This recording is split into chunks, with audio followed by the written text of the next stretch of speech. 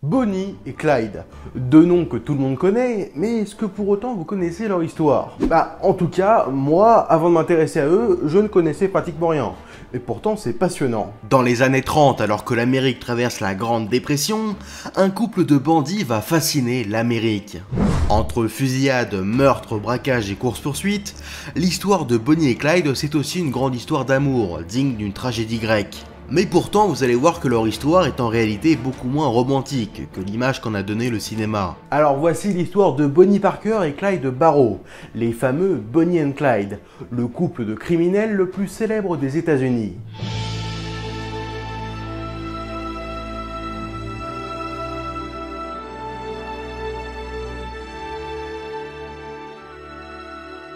Notre histoire débute le 24 mars 1909 à Tellico, dans la banlieue de Dallas, au Texas, lorsque naît Clyde Chestnut Barrow. Cinquième enfant d'une fratrie de 7, il grandit dans une famille de fermiers itinérants qui vit et se déplace en roulotte. C'est en 1925 qu'ils finissent par s'installer à West Dallas, un bidonville à la périphérie de Dallas. Une enfance misérable, mais qui va le motiver plus que jamais à se sortir de cette pauvreté. Et selon lui, le seul moyen de se sortir de cette misère, c'est de commettre des actes pas franchement légaux. Pour cela, il est fortement influencé par son grand frère Buck, qui l'embarque dans ses premiers délits alors que Clyde n'a que 17 ans. Il démarre par des vols de poulets, oui ça semble ridicule mais ça pouvait rapporter à l'époque, mais très vite les deux frères passent à la vitesse supérieure et s'intéressent aux vols de voitures qui rapportent bien plus. Puis Clyde et Buck passent au braquage, et en 1929, alors qu'ils braquent un garage avec l'aide d'un autre complice, une fusillade éclate avec la police, et Buck est arrêté.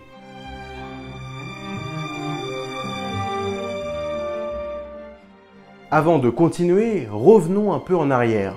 Nous sommes de retour en 1910, le 1er octobre pour être exact, et c'est à Rowena, au Texas, que naît Bonnie Elizabeth Parker. Issue comme son futur compagnon d'une famille pauvre, Bonnie est élevée avec son frère et sa sœur par sa mère. Elle est seule depuis la mort de son mari et est totalement ruinée, alors elle part vivre avec ses enfants à West Dallas. Douée à l'école et passionnée par la poésie, Bonnie aurait sans doute pu faire de brillantes études, mais sa condition sociale et son rêve de vivre une vie proche de ce qu'elle voit au cinéma font qu'elle quitte l'école à 15 ans pour épouser un certain Roy Thornton. Oui, elle se marie à 15 ans, bon, c'est une autre époque. Mais très vite, Roy se révèle être un mari plutôt violent, il la bat. Alors le couple se sépare, se remet ensemble, puis se sépare à nouveau, jusqu'à ce que Roy claque définitivement la porte. Désormais seule et sans réel but dans la vie, elle sombre dans une sorte de dépression. Mais tout va changer lorsqu'elle rencontre un certain Clyde Barrow.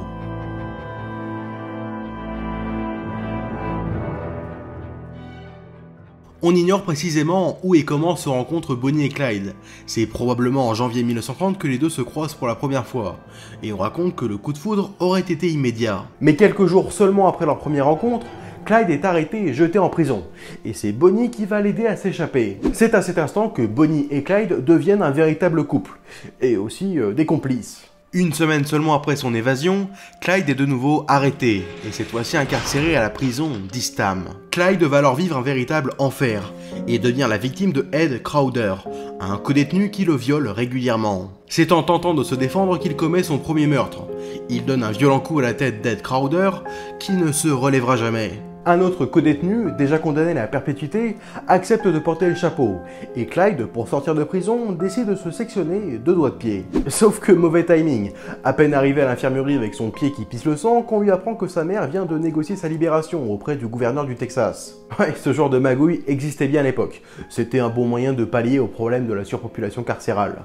Bonnie et Clyde sont de nouveau réunis, et aussitôt ils se remettent à voler une voiture et après une énième course-poursuite, c'est cette fois Bonnie qui est capturée et envoyée en prison. Ah, et je sais, ça commence pas très bien leur vie de gangster. Du fond de sa cellule, Bonnie écrit de très nombreux poèmes à Clyde, et c'est à partir de ce moment-là que le couple devient véritablement inséparable. Sorti de prison, Bonnie retrouve Clyde et décide ensemble de monter un gang, composé de Bonnie, Clyde, son frère Buck et sa femme Blanche, plus d'autres membres qui ne seront que de passage, et prennent le nom de gang Barrow.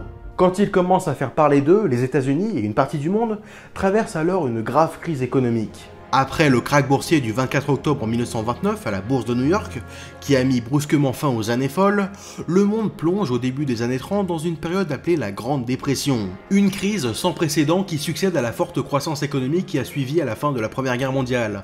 L'économie mondiale connaît en 1929 une importante dépression, qui conduit à ce qui a sans doute le plus impacté les populations, une forte inflation et un chômage record. Et c'est dans ce monde qu'il juge sans espoir que le gang Barrow décide de vivre. Une vie qui sera sûrement courte, mais libre, sans se soucier du reste. Bonnie et Clyde, avec leur gang, vont traverser pendant 2 ans les États-Unis, en commettant de nombreux vols et braquages pour survivre, mais en laissant aussi derrière eux de plus en plus de cadavres. En effet, même si Clyde se serait défendu de tuer uniquement s'il se sentait menacé, ce sont quand même 12 personnes qui seront assassinées par le gang Barrow en seulement 2 ans. Même si évidemment tous ces crimes n'ont pas été commis par Clyde, il est quand même responsable d'un bon paquet. Bon, sur les 12 meurtres, il est impliqué dans 8, et 9 si on rajoute l'assassinat de son codétenu qui le violait en prison, et ça c'était avant le gang Barrow.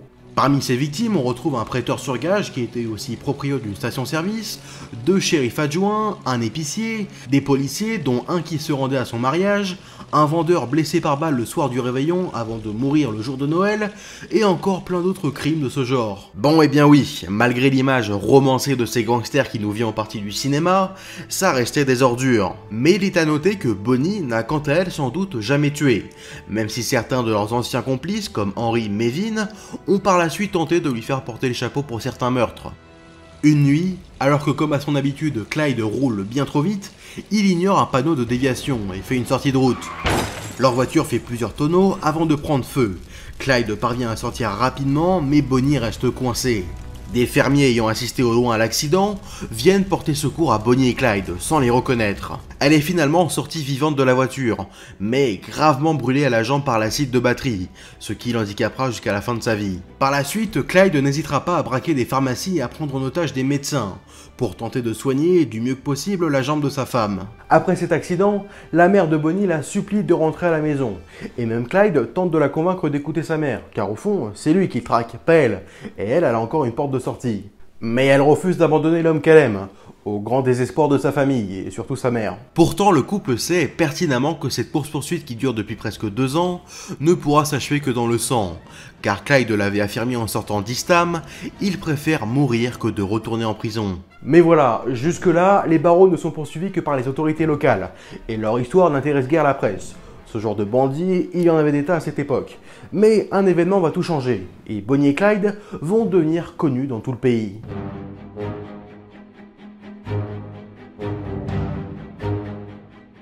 Nous sommes maintenant en 1933, lorsqu'ils sont retrouvés par la police, alors qu'ils s'étaient cachés dans un motel dans le Missouri. Une violente fusillade éclate, et les fugitifs parviennent à s'échapper, mais Buck, le frère de Clyde, est grièvement blessé. Et le lendemain, lui et sa femme Blanche seront finalement arrêtés. Buck succombera à ses blessures, et Blanche passera 10 ans en prison. Dans leur fuite, Bonnie et Clyde abandonnent leurs effets personnels, dont une série de photos assez étonnantes que retrouve la police. On y voit Bonnie et Clyde heureux, beaux, jeunes, un couple qui s'aime passionnément. Ils prennent la pause avec leur arsenal. On peut y voir Bonnie avec un cigare à la bouche et accoudé à leur voiture, ou bien en train de braquer son fusil à pompe en direction de Clyde. Bref, une image assez surprenante, surtout pour une femme de l'époque, et qui surtout humanise ce couple de criminels. Ces clichés vont paraître un peu partout aux États-Unis et passionnent instantanément l'opinion publique. Alors que l'Amérique vit une période morose après la crise de 29, Bonnie et Clyde deviennent malgré eux en quelque sorte des stars, avec une vie totalement idéalisée par les médias, et qui fascine les Américains qui semblent soudainement oublier les crimes dont on les accuse. Pourtant, la réalité est bien loin d'un film hollywoodien. Sans cesse traqué, le couple fonce à toute allure et traverse pour échapper à la police l'Illinois, le Michigan, la Louisiane, l'Oklahoma et le Texas, à bord de leur Ford V8. Évidemment volée, l'une des voitures les plus rapides et accessibles de l'époque. Aussitôt un délit commis, qu'ils se dépêchent de changer d'état pour se mettre à l'abri. Car oui, la justice est un peu spéciale là-bas. Les autorités d'un état ne peuvent pas intervenir dans un autre. Ils ont du mal à se nourrir, se lavent dans des rivières, et savent pertinemment que s'ils sont attrapés vivants, c'est de toute façon une condamnation à mort qui les attend. Alors ils vivent au jour le jour. Avec tout l'engouement que prend l'affaire Bonnie et Clyde, les autorités se voient dans l'obligation d'accélérer les recherches et de collaborer entre différents États sous la supervision du FBI pour mettre la main sur le couple. Après la mort de Buck et l'arrestation de Blanche, Bonnie et Clyde souhaitent reformer une sorte de nouveau gang Barrow. Et pour cela, en janvier 1934, ils s'attaquent à la prison d'Eastham et libèrent 5 prisonniers. Ils se joignent à eux, mais ce nouveau gang Barrow ne dure pas longtemps. La plupart d'entre eux partiront ou seront arrêtés. Et après l'assaut contre la prison, le couple s'est attiré les foudres de son directeur, Lee Simmons. Une véritable chasse à l'homme débute alors. La fin de leur incroyable cavale semble se rapprocher.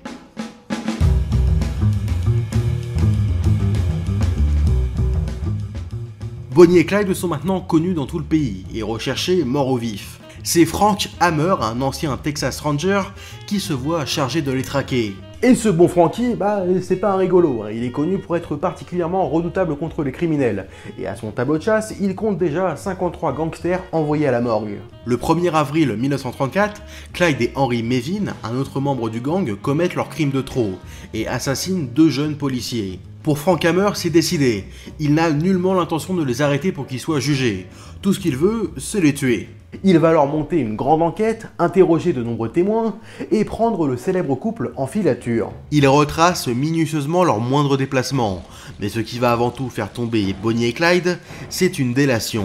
En Louisiane, Frank Hammer retrouve la famille d'Henry Mevin. En échange d'un aménagement de peine pour Henry, sa famille livre de précieuses informations sur Bonnie et Clyde, notamment les routes qu'ils ont l'habitude d'emprunter. Frank Hammer, le FBI et les autorités de Louisiane et du Texas vont alors décider de tenter une embuscade aux 2 criminels. Le 8 mai, Bonnie et Clyde rendent une ultime visite à leur famille. Les parents de Clyde n'ont toujours pas acheté de pierre tombale pour Buck, car ils le savent, ce sera bientôt le tour de leur fils. Alors pour faire des économies, ils préfèrent attendre la mort de Clyde pour n'avoir qu'à faire un seul achat. Ouais, je sais, c'est assez glauque, mais les parents de Clyde avaient vu juste. Nous sommes le 23 mai 1934, et ce jour-là, Bonnie et Clyde sont invités par la famille Mevin. Mais sans le savoir, ils sont en réalité tombés dans un traquenard. 2 agents du comté de Dallas, ainsi que plusieurs policiers du Texas et de la Louisiane, lourdement armés, attendent depuis 2 h du matin dans les fourrés au bord de la route 154. Ils savent que Clyde roule très vite, alors pour le forcer à s'arrêter, ils placent sur le bord de la route la camionnette du père d'Henry Mevin et simulent une panne. 9h15, la Ford V8 avec à son bord Bonnie et Clyde s'arrête. Ils sont piégés. Les policiers sortent de leur cachette et encerclent le véhicule. Avant même qu'ils ne puissent tenter quoi que ce soit, c'est un véritable déluge de feu qui s'abat sur leur voiture. Les policiers vident leur chargeur de fusil mitrailleur Thompson, de leurs fusils à pompe, puis de leurs armes de poing. Bonnie et Clyde sont tous deux touchés à de très nombreuses reprises, et se font littéralement déchiqueter. Il ne reste presque plus rien de leur voiture, transformée en passoire. Les criminels les plus recherchés de leur temps, alors âgés de 23 et 25 ans, viennent d'être abattus. On comptera en tout 150 impacts de balles, et les corps de Bonnie et Clyde, méconnaissables, sont gardés dans la voiture qu'on remorque jusqu'à la ville la plus proche. Très vite, la nouvelle de la mort des célèbres fugitifs se répand, et du monde se masse sur la route où passe la célèbre V8 criblée de balles. Les gens se battent pour obtenir un objet, et même carrément un bout de Bonnie et Clyde. Une femme tente d'arracher l'alliance du doigt de Bonnie. Un homme vient et essaye de sectionner l'index de Clyde, et d'autres essayent de récupérer une mèche de cheveux. Bref, la foule est déchaînée. À Dallas, leur corps est exposé dans 2 funérariums différents.